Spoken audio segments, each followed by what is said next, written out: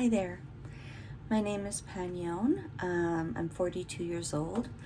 I was diagnosed on September 30, 2020, after months and even a year of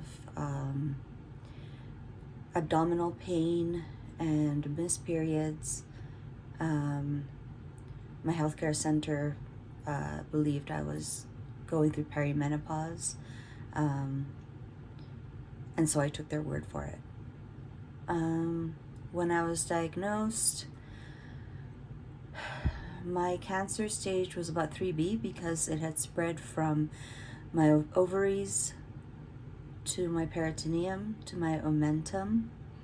And during surgery, they realized that there were some cells on my colon, so they resected that as well. I had a full and complete hysterectomy in December of 2020. I have not experienced recurrence. I am currently on Lynparza and have taken part in a medical trial to delay recurrence. My support system has mainly been my mom, who lives in Asia. It took her about over a month to get her visa to come here and care for me. She got here right after I had surgery in December, so she was with me for about 5 months. And even when she wasn't here, talking to her every day was a huge source of support for me. I had a lot of friends who were supportive, whether by text message, by phone, video calls. A lot of friends delivered food, lots of care packages from friends who weren't close enough to pop by. And my medical team was beyond reproach. I was very grateful that I had that specific team. They made me feel safe, especially right before my surgery. My oncologist came to see me right before I went to the OR, and she held my hand while I cried, and she assured me that she was going to do everything she could that everything in her power to make sure I was okay, and I believed her right away. My treatment was rough. I'm in grad school, and I made the conscious decision that having my diagnosis of cancer was not going to interfere with my grad studies. I did have to reduce my course load. My professors and my colleagues were very understanding and very supportive, but it was difficult for me. I was exhausted a lot, but I made it through, and I was glad when chemo finished, although it took me a while to really feel healthy again. I think, well, I had my chemo finished in February 2021, and it's only now that I'm starting to feel a pickup in energy. So I'm excited to start exercising again and going to some of my exercise classes again. I think there was an extra level of fear because of COVID, so I really kept myself to myself. Thankfully, I'm an introvert, so I'm quite happy on my own at home.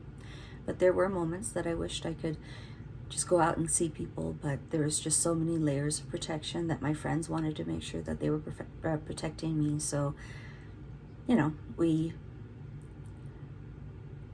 conquered those obstacles together, and I'm so grateful for that.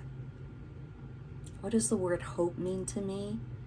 For me, hope is finishing my counseling program and working with families who are going through or who will be going through what I have been through. Receiving serious medical diagnoses is traumatic for the survivor and diagnosed, as well as their support system and their caretakers. So I think it's something that's calling to me after this experience. I've always wanted to work with families, and I think making space for survivors of any long-term diagnoses, or even those who are diagnosed with terminal illnesses. I want to create space for them and their families. So that's what hope means to me, that I'm going to get over this and I'm going to be able to show up for others like myself. Some things that I do to stay optimistic are, I love doing needlework and craft work. So I like having projects to make for people, and that keeps me optimistic because I know it's something tangible that I can do for somebody else, and that lifts me up a lot. Gives me a project, gives me something to look forward to, just as grad school does, and my part-time work, being creative for a purpose, gives me hope. And it helps keep me optimistic. A lot of people call cancer survivors brave. I've also heard the term resilient. I've been called brave and resilient so many times. Pre-diagnosis, post-diagnosis, during treatment, post-treatment. And I believe it comes from a good place. I believe it comes that people use these terms because there are very few words that they can use to be supportive when they're so far away. How do I feel about those two words? While I was in treatment, I didn't want to hear those words. It was a struggle every day to survive. Just getting through the day, going to bed, and waking up the next day was a win for me. However, now my perspective has changed, and I understand what people mean when they say brave. I suppose I could have fallen apart and not gone to school, and I could have given up on everything, but I didn't. And I could see bravery there in myself, in my stubbornness. Resilience, it's another double-edged sword, I feel. I am resilient. I know how to overcome obstacles. I think it's just going to take me a while to change my perspective on that term as well.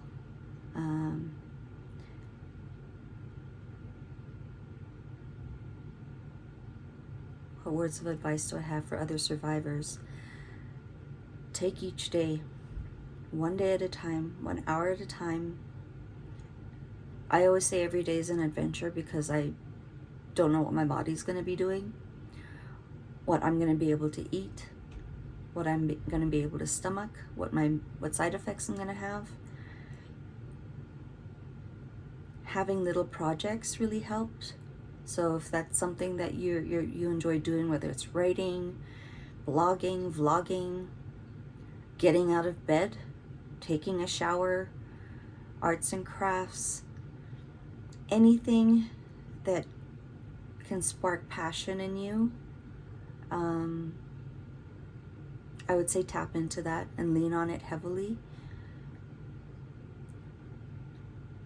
Asking for help is really hard. It was very difficult for me. And it was difficult for me to accept help. But it's something that's okay to do. As hard as it is, there will be days when you need help. I'd say look for people who are clear with what they can do, so that expectations are clear on both sides. Create your boundaries.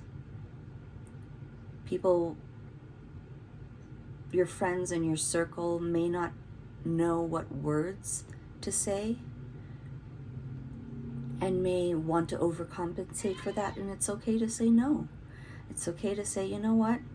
I'm exhausted today. I'm nauseous today. I really don't have the energy to socialize. On the flip side of that, though, try your best not to to isolate yourself and internalize all these feelings of hopelessness and doubt, and believe in the people around you when they say they care about you. A lot of my family and support system are not in the US, so their prayers, knowing they had prayer circles and the prayers that they were sending me, I leaned into that. I leaned on that, and I opened myself up to receiving their prayers and their well wishes, and I truly believe that that got me through.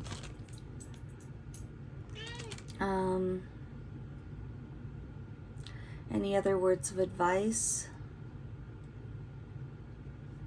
You're gonna get a lot of advice on dietary supplements, what you should eat, what you shouldn't eat, what you should drink, what you shouldn't drink, to exercise, but also listen to your body when you're tired.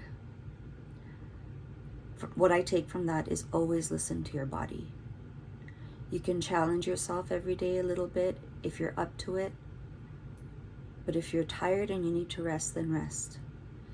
If you can't eat oranges or apples because they make you nauseous, don't eat them. It's more important to get sustenance and food in your body in any way you can. And also make sure that you take the time to find a care team that you can rely on and you can trust, because there will be side effects that kind of just pop up and you're not sure what to do with it. Reach out to your care team, reach out to your support team. Know that we survivors want to help, and I'm really grateful for this chance to be able to send that message. Good luck on your journey. Stay safe. Listen to yourself, your mind, your heart, your body. You're the most important person in this journey, on this journey.